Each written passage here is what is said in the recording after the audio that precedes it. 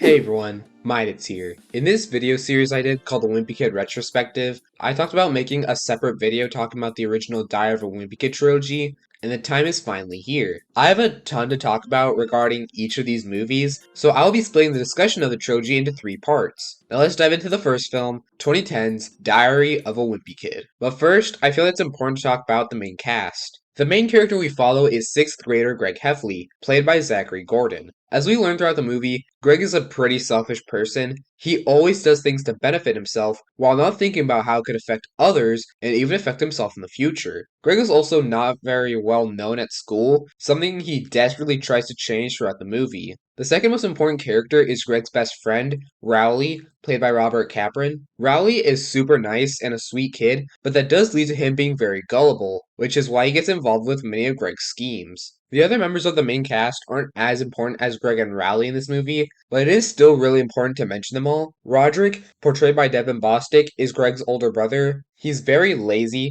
similar to Greg, and he also really enjoys messing around with Greg. He's also the greatest character in all of fiction, but we're going to see that in the next video. Greg's parents are Susan and Frank. Susan, played by Rachel Harris, really cares for her kids, to the point that it can be bothersome for Greg. Frank, played by Steve Zahn, doesn't spend a ton of time with his kids, and he constantly tries to get Greg and Roderick to quit being lazy. Greg also has a younger brother, Manny, played by twins Owen and Connor Fielding. He's basically the favorite child, as he gets away with doing anything to Greg. There are also a couple of side characters at Greg's school who consistently appear across the films. Fregley, portrayed by Grayson Russell, is a kid at Greg's school who is considered to be very weird. Patty, played by Lane McNeil, absolutely hates Greg, and the two of them have been at odds with each other for years. Chirag, played by Karan Brar, is one of Greg's friends. He's known as being bullied a ton due to his height. He doesn't really have a ton of screen time in this movie, but he does get quite a bigger role in the second one. Lastly, we have Angie, portrayed by Chloe Grace Moretz, and she's really an interesting character because initially in the books, she doesn't appear. She was specifically made for this movie.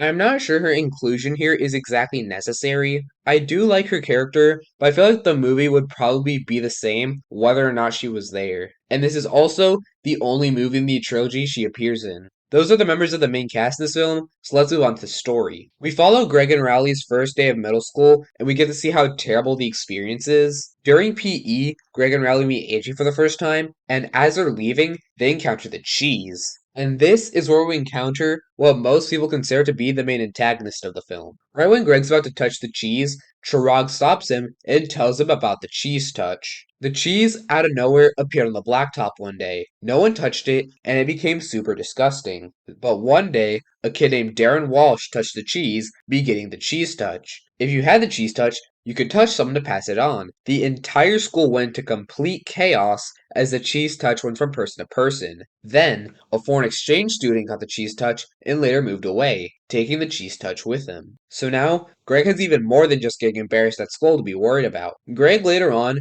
thinks of a sure way to get popular at school, and that's become a school class favorite. And throughout the rest of the movie, we see quite a few of the different ways Greg tries to accomplish this. And another plotline throughout the movie is that Greg is trying to get Rowley to be more mature, but really to no avail, as Rowley is happy the way he is. And now, a bit further on, a really big thing happens during Halloween while Greg and Rowley are trick-or-treating. Some teenagers bother them by spraying them with a fire extinguisher, and just as they're leaving, Greg threatens to call the cops, so the teens start chasing after them. Greg and Rowley are able to get power tools from Greg's grandma's house to scare them, but Greg accidentally damages the teenager's car, making things even worse. Although, the two of them are able to get away. Later on, Greg and Rowley join the school safety patrol, which is going to be very important in a moment. And now, while playing a game with Rowley, Greg accidentally sends him flying off a bike, which leads to Rowley's arm being broken. This actually leads to Rowley gaining quite a bit of popularity at school, and Rowley becomes even more famous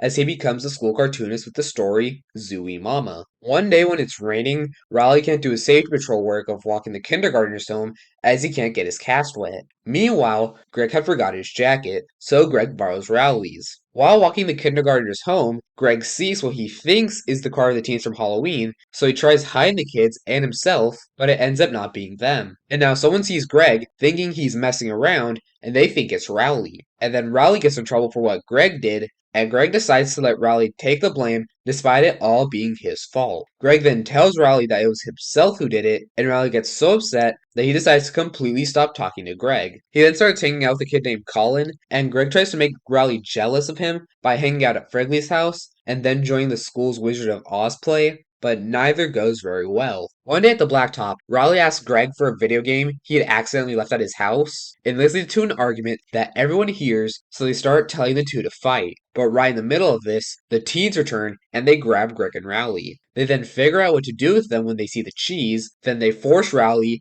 to begin eating it. And just before Greg is forced to, the teens are scared away by the coach and everyone returns. Everyone quickly notices Rowley standing next to the cheese with bites in it, but before people begin properly accusing Rowley, Greg admits to eating the cheese in his one act of complete selflessness. He says that he ate the cheese because the cheese and everything about the school was completely worthless. Right now is the moment Greg realizes that fame is no longer the most important thing to him. Instead of trying to please the world, Greg decides that he's going to stick with his best friend. This obviously leads to everyone freaking out and running away from Greg as he has the cheese touch, but that doesn't matter. Greg and Riley go on their way back as friends, and the movie ends with Greg actually becoming a class favorite, although he ends up being in the cutest friends part with Rowley. Man, I absolutely love this movie. This is a perfect adaptation of the source material. Most aspects of the book reappear here, and the things that are changed are really only added to make the movie better. The entire cast is incredible. Everyone feels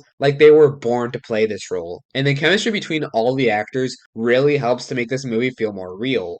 And there are just a couple standouts I want to mention. Zachary Gordon and Robert Capron are Greg and Rowley. I don't think there will ever be another two people to portray these characters so well. Gordon is able to capture the lazy and narcissistic personality of Greg from the books so incredibly well, but I feel that he definitely adds a bit more to the character, as you can definitely see some moments in the movie where Greg seems to show remorse compared to the book.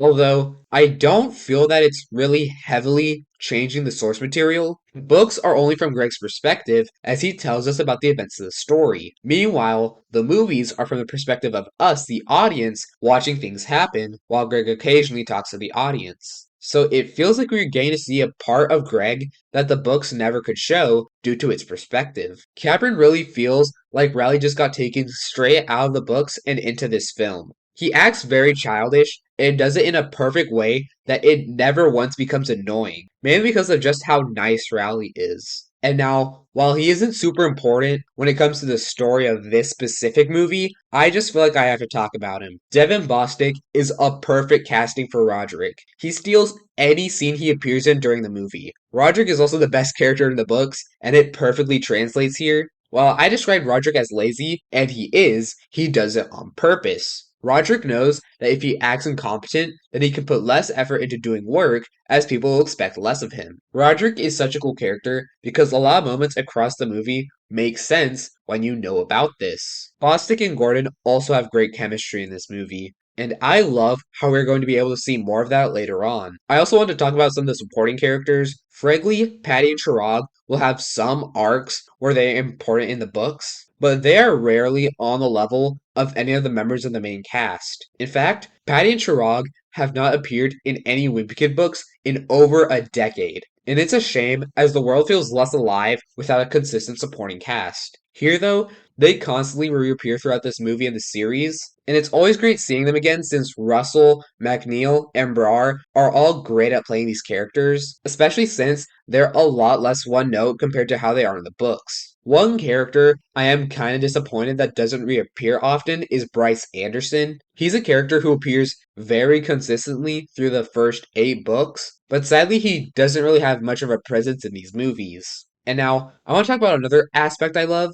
and that's how the movie adapts the art style of the books. While the next 2 films technically do a better job, I also really like how the art style in the movie looks a bit less refined compared to the looks of the books. It's close that gives off less of a professional look and more like a middle schooler really drew it. And now, I do want to give a single complaint about this movie, But the thing is, it's also an issue I have with the original book. The pacing for me feels a bit weird at the end, although the way they handle it here is a lot better than how it is in the book for me personally. With both the book and the movie, it feels like the time between when Greg and Rowley are no longer friends and when the movie ends is a bit too short, but it definitely feels better in the movie, as some moments that took place before the argument in the book were moved to take place after in the movie. I also really like how, besides Angie, this feels like the Wimpy Kid movie, the most faithful to the books, but I also really like what the next movies do. Overall, this is an incredible way to start off a trilogy. It feels like a perfect beginning point to build upon, and